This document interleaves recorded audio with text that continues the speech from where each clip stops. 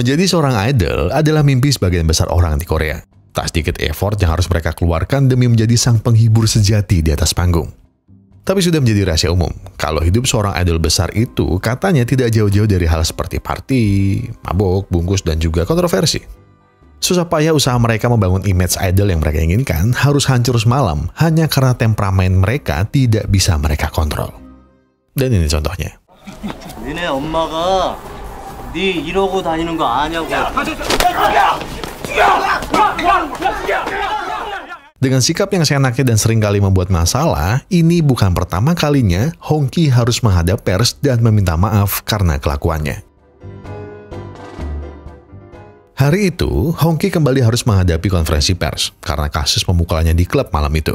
Manajernya, Kwang Sam, bilang kalau Hongki beruntung karena dia hanya mendapat hukuman ringan, yaitu menjadi pelayan publik di sebuah rumah sakit. Namun Hongki bilang lebih baik dia di penjara daripada harus di rumah sakit. Tak mau mendengar ceramah dari manajernya, Hongki meminta Kwang Sam untuk minggir sebentar, karena udah ada yang mau keluar. 좀 세워봐봐. 4시간 동안이나 참았어.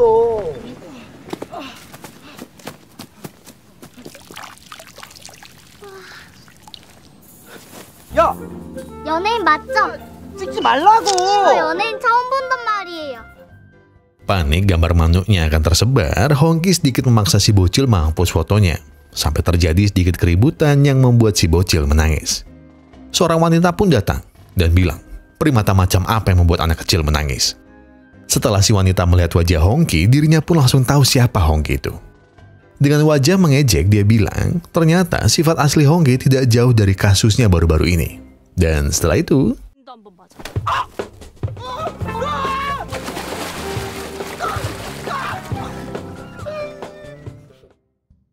alhasil, Hongki harus menghadiri konferensi pers dengan baju konsernya yang sebenarnya kurang begitu pas dengan ekspresinya yang sok-sokan sedih. 팬들에게 한 말씀 해주세요. 인터뷰는 이쯤에서 정리하고 간단하게 사진 촬영 진행하겠습니다. 자.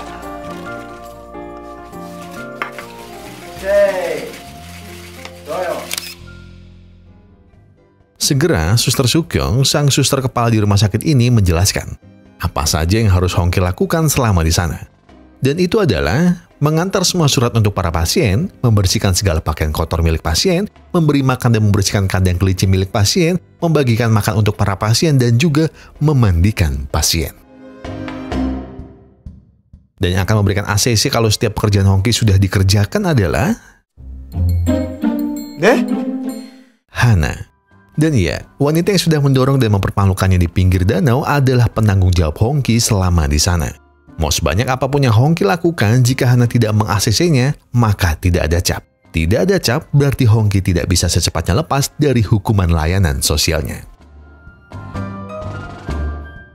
Namun, rasanya tidak semuanya buruk.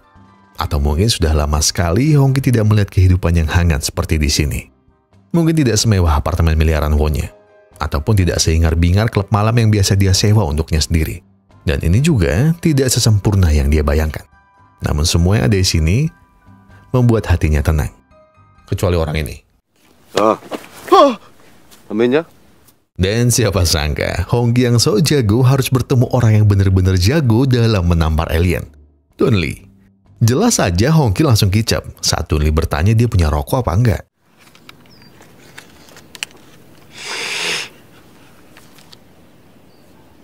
뭐하냐 지금? 백이냐? 아니요. 들어와. Donli tanpa basa-basi langsung bilang kalau Hongki wajib memanggilnya bos. Hongki yang tidak menyangka kalau rumah sakit itu juga memelihara beruang, akhirnya iya-iya aja. Daripada dadanya dipukul sampai bunyi bek. Setelah kejadian itu, Hongki segera meminta manajernya untuk segera pulang ke hotel. Karena dirinya sudah capek dan malas berlama-lama di sana. Tapi sang manajer bilang kalau mereka tidak mendapat hotel. Karena hukuman Hongki juga mengharuskan dirinya tinggal di sana.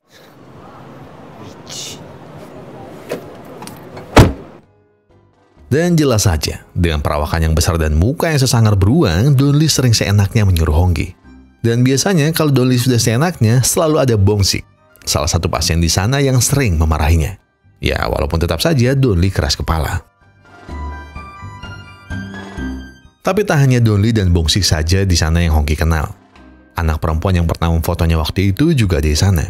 Hongki coba meminta maaf kepada si anak bernama Haen itu dan berjanji akan memberikan tiket konsernya tahun depan khusus untuk Haen. Namun dengan polos, Haen bilang kalau mungkin dia tidak bisa hadir. Dia tidak punya banyak waktu. Hongki bingung mendengarnya. Namun dengan senyum polosnya, Haen bilang kalau tiketnya nanti berikan saja ke anak lain bernama Himchan. Himchan sendiri adalah seorang anak dari salah satu pasien di sana, yaitu ibunya, Simyi, yang mengidap kanker paru-paru dan sedang menjalani pengobatan. Namun ketika Hongki bertanya soal bagaimana pengobatannya, Simyi hanya tersenyum dan bilang kalau Hongki ada waktu, mungkin mereka berdua bisa saling bercerita. Karena di mata Simyi, Hongki seperti menyimpan hal lain. Hongki makin bingung dengan rumah sakit ini. Apa yang mereka obati dari pasien-pasien ini? Kebingungan Hongki berubah menjadi terkejut saat pihak rumah sakit tidak melakukan apa-apa pada seorang nenek yang sedang sekarat. Mereka hanya menemani sang nenek sambil menunggu sang anak yang sedang berusaha secepat mungkin sampai di rumah sakit. Sampai pada akhirnya, sang nenek harus pergi terlebih dahulu.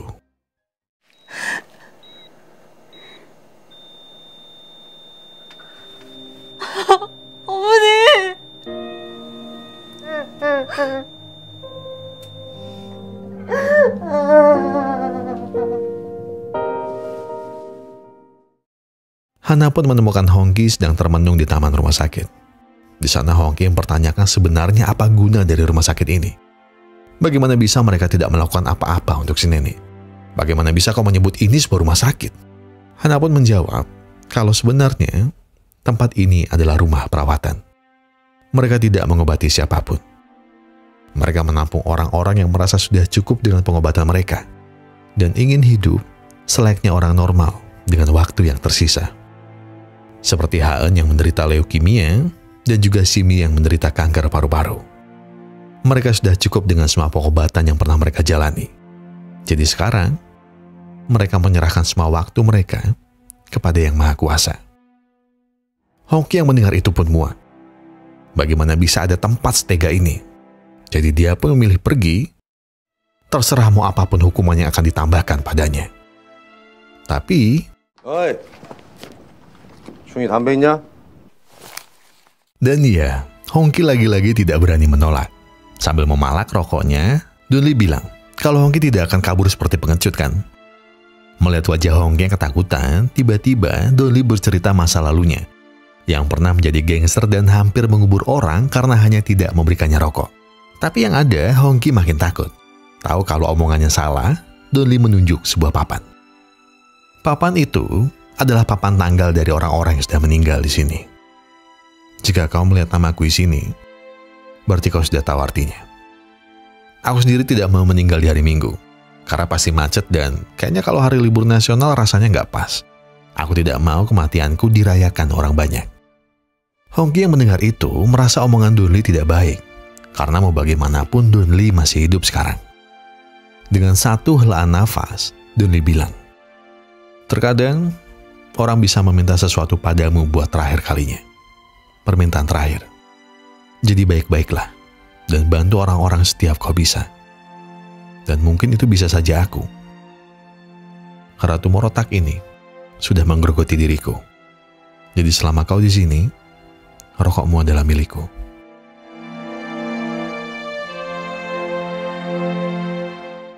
Malam itu ada rapat besar para pasien dan juga staf rumah perawatan. Sang suster berkata kalau Donli hampir memukuli pihak pengelola bangunan yang meminta bayaran sewa tempat mereka. Sang suster sudah mengusahakan segala cara. Namun memang tempat ini tidak berjalan sebagaimana tempat bisnis seharusnya.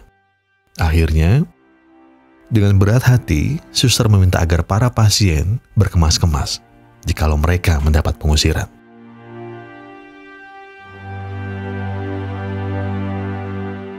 Donli, Bongsik, dan Hana yang bingung sebenarnya sudah mencari cara untuk mendapatkan sumbangan. Salah satunya adalah hadir di sebuah reality show untuk menceritakan kisah mereka. Namun Donli dan Hana tidak setuju jika mereka harus dikasihani. Bongsik pun akhirnya punya cara terakhir, yaitu memanfaatkan band rumah sakit. Bongsik di gitar, Haan di keyboard, Hana di bass serta vokal, dan juga Donli di drum. Mereka berempat biasanya ngamen untuk acara mingguan di rumah sakit, ataupun kadang juga di kafe-kafe sebagai band pengisi. Bongsik berencana mengikutkan band mereka ke acara Super Band, sebuah acara pencarian bakat khusus untuk anak band. Mereka tidak perlu mengincar di kontrak oleh label besar. Cukup masuk final tanpa harus menang saja, mereka bisa mendapat hampir 100 juta won, atau sekitar 1 miliar rupiah lebih. Jelas, uang segitu sangat cukup untuk membantu tempat ini untuk bisa bertahan lebih lama. Namun Donli mengingatkan kalau mereka ini cuma ngamen, dan band itu dibuat juga sebagai band cover. Sedangkan syarat utama mereka bisa ikut adalah dengan lagu buatan sendiri. Dan dari mereka berempat, tidak ada satupun yang pernah menulis lagu. Tapi, ada satu orang yang mungkin bisa mereka mintai tolong untuk hal itu.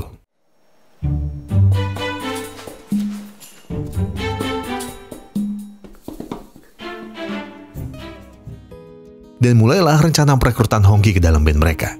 Jika mereka ingin Hongki masuk ke band mereka, pertama, mereka harus membuat Hongki tertarik dengan cara yang menyenangkan.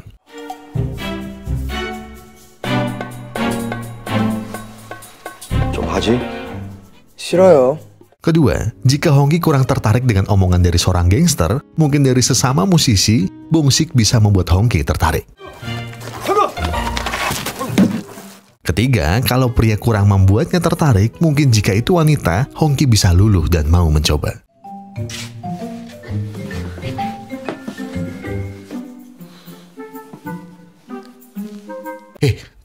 Ngawur peluit meneh, kartu abang, goblok. Setelah segala cara tak berhasil, akhirnya Hana sendirilah yang membujuknya. Hana membujuk Hongki dengan berkata-kata kalau dia akan memberikan 2 stempel jika Hongki mau ikut latihan band mereka di sore hari.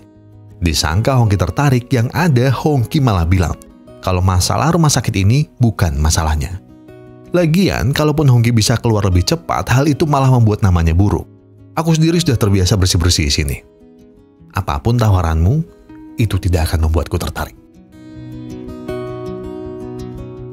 Mendengar itu, Hana pun tidak terima. Kalau Hongki tidak mau mendapat cap double, mungkin pekerjaan double bisa Hongki rasakan. 여기요. 장가물들은 이쪽으로 곤란해주세요.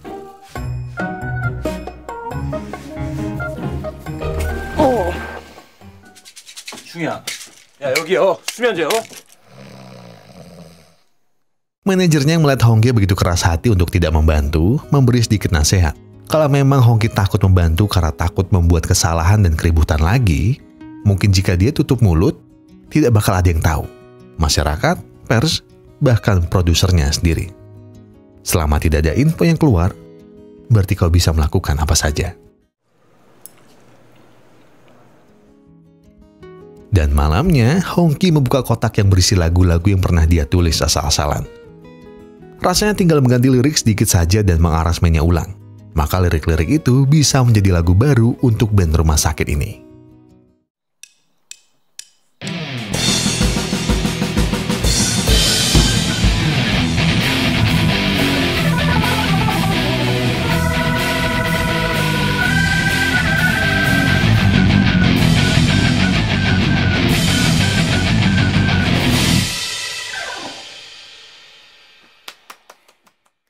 Tapi lirik bukan masalah. Justru keahlian mereka dalam bermain yang harus diuji. Hana hanya tahu kunci dasar. Haan tidak terbiasa bermain cepat. Bongki cuma deonan les-lesan Purwacaraka. Sedangkan Donli cuma gangster yang senang ngamen dan menabuh drum meleknya memukul orang. Jika mereka serius untuk mengikuti Super Band, maka mereka harus berusaha lebih keras. Dan dia akan menjaminnya.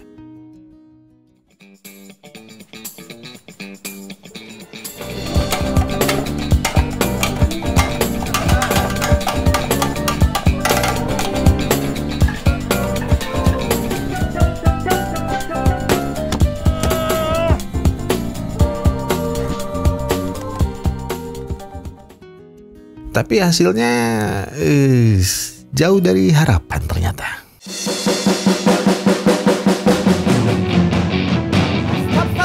Stop. Tumo. Dan ya jelas saja mereka hanya terbiasa ngamen dari rumah sakit ke rumah sakit dan dari kafe ke kafe. Band ini juga tidak pernah menghadapi tekanan sebesar ini. Donli merasa ini tidak mungkin. Mereka cuma sekumpulan orang-orang tidak berguna. Kata-kata Donli itu menjadi sebuah keributan. Donli juga memarahi Hongki yang sok tahu dan mengatur. Tapi aslinya dia tahu kalau Hongki melakukan ini semua agar dirinya bisa cepat selesai bertugas di sini. Setelah itu, Donli berlalu pergi. Tapi saat pergi dari tempat latihan, dia mendengar sang suster yang sedang mohon kepada salah satu instansi untuk bisa membantu pembayaran mereka. Dia tidak tega kalau orang-orang di sini kembali tidak punya tempat di luar sana. Sang suster memohon dan memohon. Dia sangat menyayangi orang-orang di sini. Mereka semua memang tidak punya kesempatan. Dan banyak dari mereka yang tidak punya banyak waktu. Tapi bukankah setiap orang berhak bahagia, walaupun waktu mereka hanya sebentar?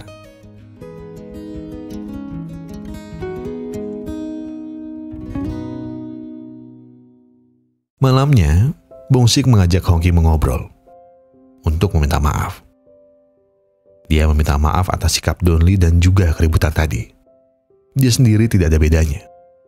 Dia memanglah musisi tidak berbakat. Dia selalu melakukan semuanya setengah-setengah. Tapi, dia selalu merasa kalau dia bisa mencapai apa saja. Namun yang terjadi dia bukanlah siapa-siapa. Bahkan dalam keluarga, dan ditambah dengan kankernya sekarang, yang kata dokter, dirinya tidak punya banyak waktu. Aku belum banyak melakukan apapun untuk putriku. Tapi aku ingin punya banyak waktu untuk melakukan apapun untuk putriku. Hongki, aku tahu ini egois. Tapi aku akan bujuk Donli sebisa mungkin.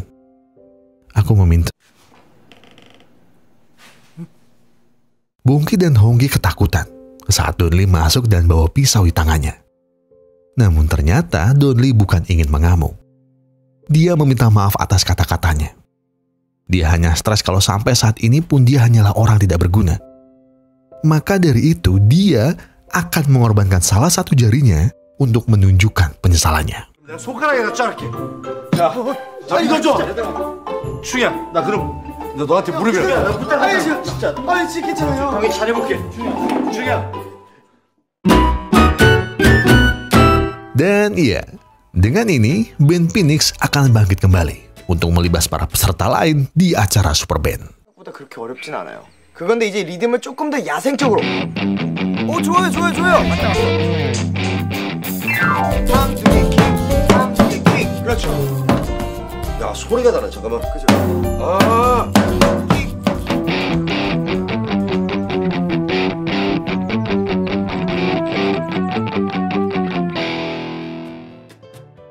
Sore itu, Hana dan Hongki baru saja pulang dari menyetem bass milik Hana. Hongki mengobrol kalau ada baiknya mereka membuat lagu sendiri yang lebih cocok dengan mereka dan Hongki akan membantu mengaransemennya. Tapi belum selesai obrolan mereka, Hongki mulai dikerubungi oleh banyak-banyak gadis SMA yang ingin berfoto dan meminta tanda tangan. Hongki segera mengajak Hana kabur. Namun hal tak terduga tiba-tiba terjadi.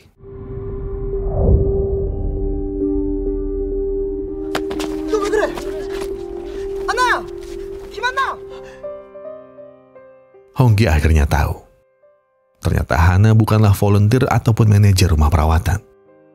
Dia juga salah satu pasien di sana. Hana sudah pernah berobat. Sampai akhirnya dia memutuskan untuk berhenti dan memilih dirawat di sana. Hana yang terbangun mengejek Hongki yang terlihat sedih. Tapi Hongki bukan sedih. Dia marah. Dia marah karena kenapa Hana berhenti dari pengobatannya. Umurnya baru 25 tahun. Dan itu masih sangat muda. Dengan senyum Hana bilang, bagaimana dengan Haan yang baru 10 tahun? Dia lebih muda dariku. Dan dia lebih tegar dari diriku.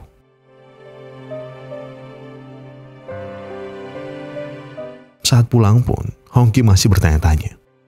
Kenapa Hana menghentikan pengobatannya 3 tahun lalu? Hana tak menjawab pertanyaan itu.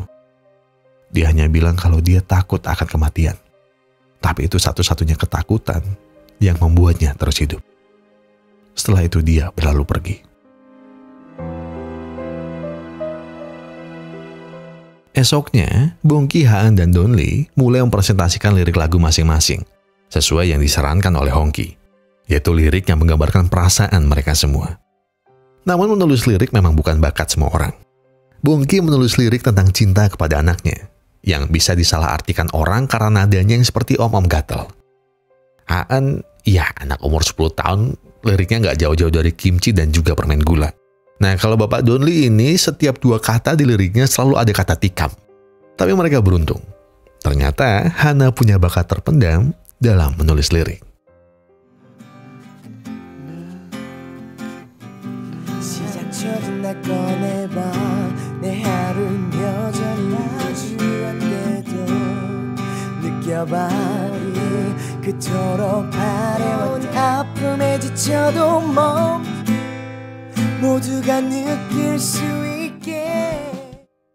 Dan setelahnya, latihan intens mereka berbuah manis.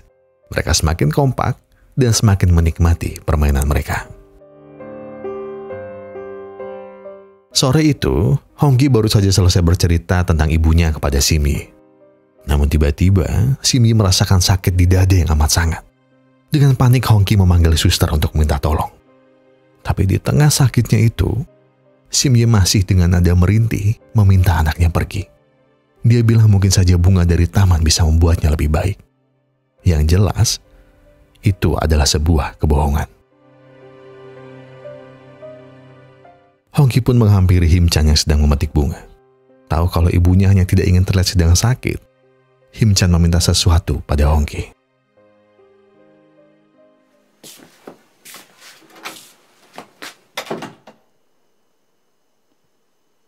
힘찬 어머니께 신청곡이 들어왔습니다. 생일 축하드립니다. Hongki mempersembahkan lagu itu untuk Simji sebagai hadiah ulang tahun dari anaknya yang tercinta. Sebuah lagu tentang harapan.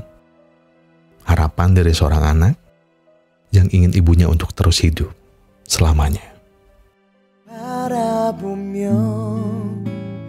마음과 마음은 안식을 주네 그대와 함께 그대와 영원히.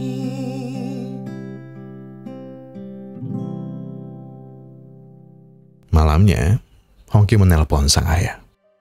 Entah sudah berapa lama Hongki tidak menelpon ayahnya. Tentu sang ayah senang mendengar anaknya bertanya kabar tentang dirinya. Sampai sebuah pertanyaan keluar dari mulut Hongki.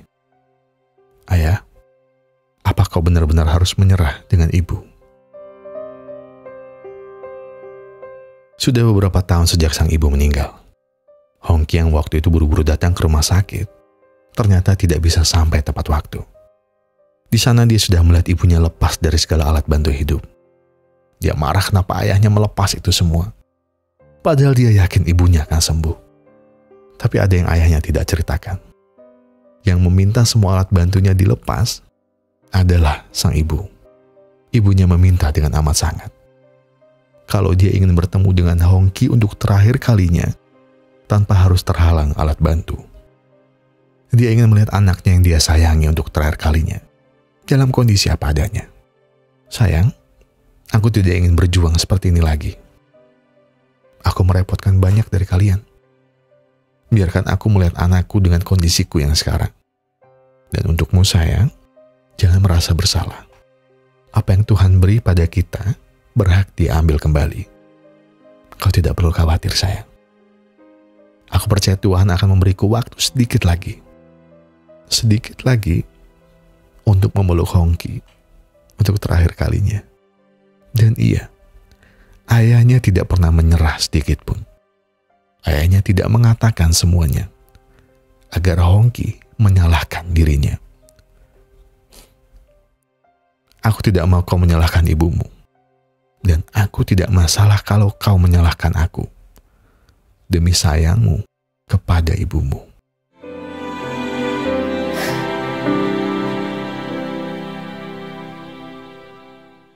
Besok malamnya, para staf dan pasien membuat perayaan kecil-kecilan untuk keberangkatan band mereka ke acara super band. Semua bersuka cita dan mendoakan yang terbaik untuk mereka. Namun Donli tiba-tiba menyingkir ke kamar mandi. Dengan tubuh gontai dan darah yang terus mengalir dari hidungnya, Donli terus bertahan sambil berdiri dan bilang, "Tuhan, jangan hari ini. Jangan hari ini. Masih belum, Tuhan. Berikan aku waktu sedikit lagi."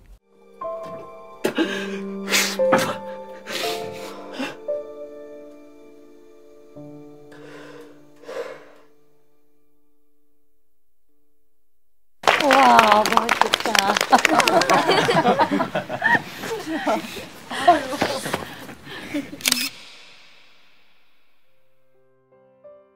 Hari itu, berangkatlah band Phoenix menuju audisi. Di tengah menunggu giliran, terlihat kecemasan di wajah mereka semua. Hongki tiba-tiba memberikan kalungnya kepada Hana. Sebuah tanda kalau dirinya percaya dengan kemampuan mereka semua.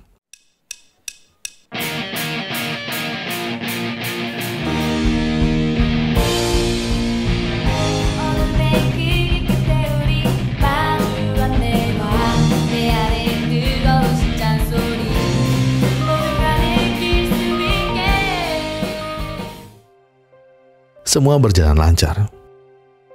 Sampai tiba-tiba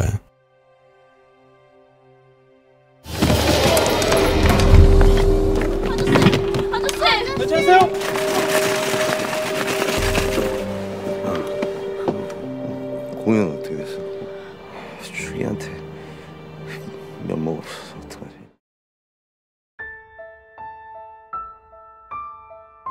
Hongki di dalam ternyata meminta kesempatan sekali lagi. Tapi para panitia bukan tidak mau. Apa Hongki siap bertanggung jawab kalau hal seperti ini terjadi lagi di siaran langsung? Hongki yang hampir membuat keributan itu ditarik sang produser. Dia memarahi Hongki karena Hongki cuma membuang-buang waktunya.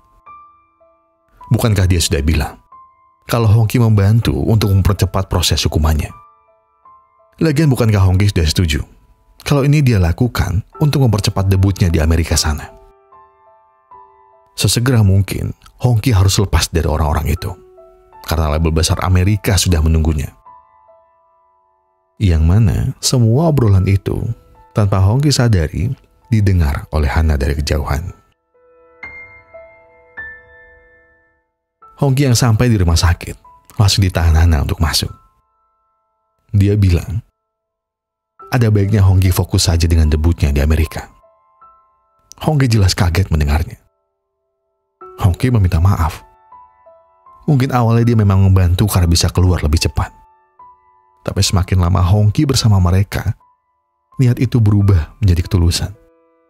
Dan lagi, itu semua bukan karena band atau apapun. Dia melakukan ini semua karena tanpa sadar dirinya mulai mencintai Hana. Tapi Hana tak bergeming. Dia hanya bilang kalau jangan sampai Hongki bertemu dengan mereka semua lagi. Terutama Donli. Lebih baik kau pergi tanpa kabar, daripada mereka harus tahu yang sebenarnya.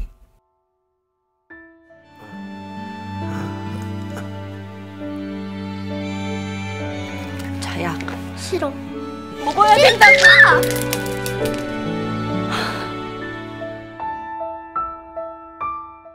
Di dalam gereja, Hana dihampiri oleh sang suster. Sang suster berkata, apakah dirinya harus mengobrol dengan Hongki agar dirinya mau membantu? Hana bilang tidak perlu. Mau bagaimanapun, dia akan pergi. Dia tidak salah pernah menolak ajakanku. Aku yang terlalu naif. Aku tidak suka dikasihani, tapi aku berharap bisa dibantu. Dan sekarang dia tidak hanya membantu, tapi dia juga menyukaiku. Aku tidak pantas mendapatkan sayangnya. Karena lagi pula, aku juga akan pergi.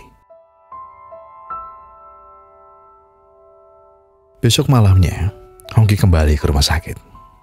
Tapi dia tidak bertemu dengan Donli ataupun yang lain. Dia bertemu dengan Simyi. Ternyata Simyi yang memintanya datang. Dia ingin Hongki membaca ceritanya sebelum memberikannya ke Himchan saat nanti dirinya tidak ada.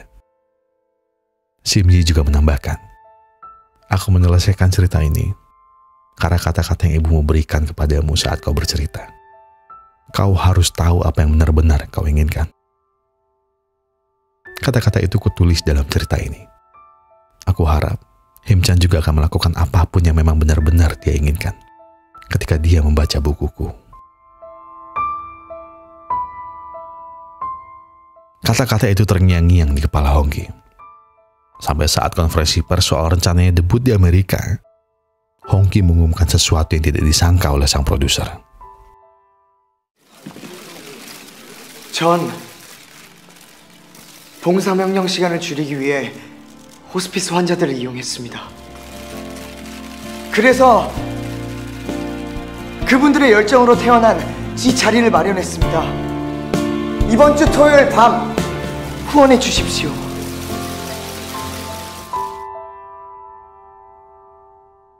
Kabar ini membuat seluruh staf dan pasien di rumah sakit kaget sekaligus senang, terutama Hana dan juga anggota band lainnya. Dan kejutan, Hongki pun datang hari itu.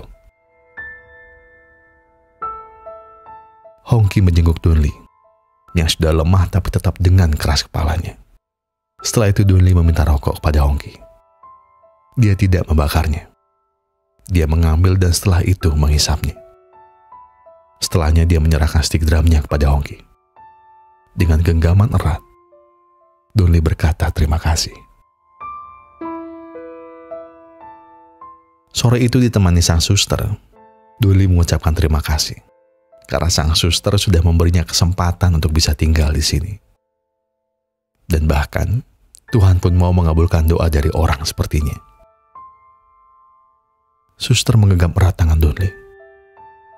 Dunli bilang dirinya menyesal pernah menjadi orang jahat. Jikalau waktunya bisa diulang, dia ingin menjadi orang yang baik. Dia mau bertemu Hongki dan lainnya di saat yang berbeda. Dengan air mata yang terus berlinang di pipinya, Dunli menghembuskan nafas terakhirnya.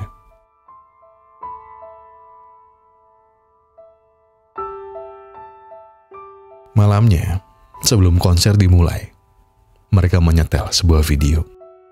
Video tentang harapan dari orang-orang yang menyadarkan Hongki. Menyadarkan dari apa arti hidup itu sebenarnya. Hongki meminta maaf kepada anaknya karena tidak sempat melakukan banyak hal semasa dia sehat. Tapi di waktu yang dia punya, dia akan memperlihatkan kalau ayahnya adalah seorang musisi hebat. Han sendiri berkata kalau orang tuanya tidak perlu khawatir. Dia sudah tahu kalau hidupnya tidak akan lama. Kalau suatu saat ayah dan ibu punya adik, cintai dia seperti kalian mencintaiku.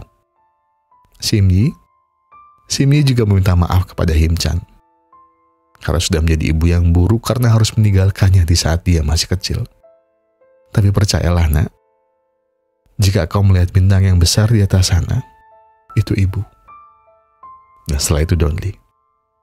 Dia berterima kasih pada Hongki karena sudah memberinya sebuah happy ending. Mungkin awalnya dia tidak menyukainya. Tapi setelah beberapa lama, dia merasa Hongki seperti adiknya sendiri. Keras kepala dan susah sekali dibilangi. Persis seperti dirinya. Jadi Hongki, bawa semangatku di atas panggung itu. Aku percaya padamu. Dan yang terakhir, Hana. Di sana Hana bercerita tentang alasannya berhenti berobat. 3 tahun lalu, semenjak orang tuanya meninggal karena kecelakaan, dia tidak lagi menemukan arti hidup. Sampai akhirnya dia membiarkan sakitnya sampai separah sekarang. Setelah itu dia meminta maaf pada Hongki.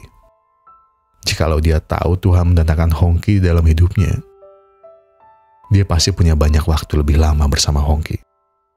Dengan senyum penuh makna, Hana membalas perasaan Hongki. Kalau dia juga mencintainya. 좀 더 길게 사랑하고 사랑받고 싶어요.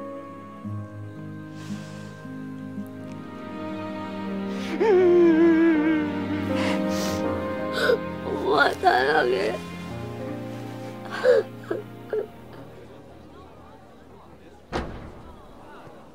안녕하세요. Di depan panggung, Hana mengucapkan terima kasih kepada orang-orang yang sudah datang dan juga bilang Seandainya aku tahu betapa berharganya waktu di hidupku ini, aku akan lebih mencintai dan lebih menikmatinya. Tapi, masih belum terlambat untuk menikmatinya sekarang, bukan? 여러분들 목소리 이거밖에 안 돼요? 즐길 준비 되셨어요?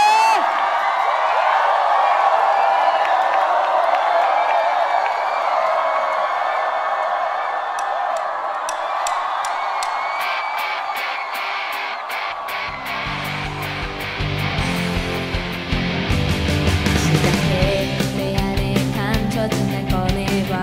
느껴봐 내 안에 뜨거운 심장소 멈춰서지 마 위가로쳐 날아올라 아름다운 농이 선한 행복한 가슴 속에 간직해줘. 여러분 즐길 준비 됐어요? 간직해줘.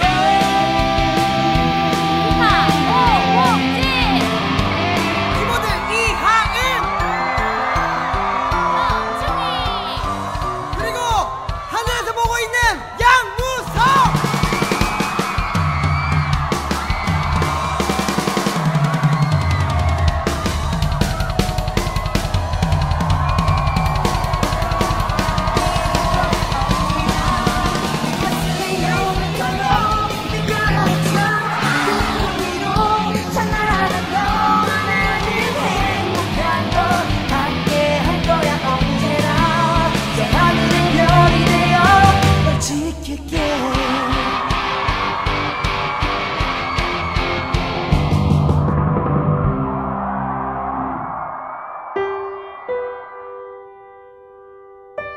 Waktu adalah salah satu aspek paling berharga dalam kehidupan.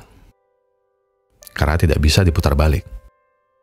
Sayangnya tak semua orang bisa menggunakan waktu luangnya dengan tepat. Menyadari betapa berharganya waktu juga akan lebih membuka mata hati kita dalam memaknai hidup. Apalagi jika itu berhubungan dengan orang yang terkasih. Orang tua, anak, pacar, istri, teman, hampir semuanya. Kita selalu bilang, aku tidak punya banyak waktu. Kita selalu bilang, aku tidak punya waktu banyak. Ketika itu menyangkut meluangkan waktu untuk orang-orang yang kita anggap terkasih. Selalu ada prioritas lain ketika sudah menyangkut soal waktu. Tidak salah dan tidak juga sepenuhnya benar. Tapi kalau saya boleh mengingatkan, waktu adalah gratis, namun tidak ternilai. Kamu tidak bisa memiliki waktu, namun kamu bisa menggunakannya. Kamu tidak bisa menyimpannya, namun kamu bisa menghabiskannya.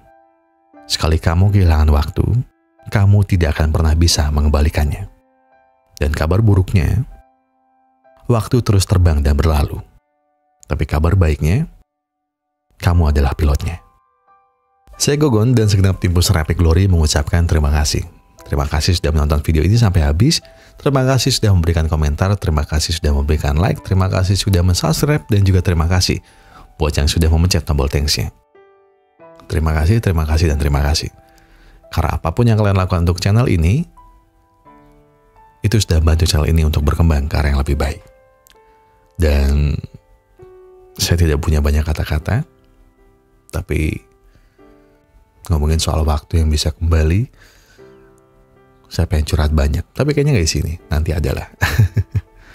Ya itulah saya mau ngingetin, maksudnya kalian jangan mikir kemarin, jangan mikir besok, pikir hari ini. Lai Bagong tuh pernah ngomong begini.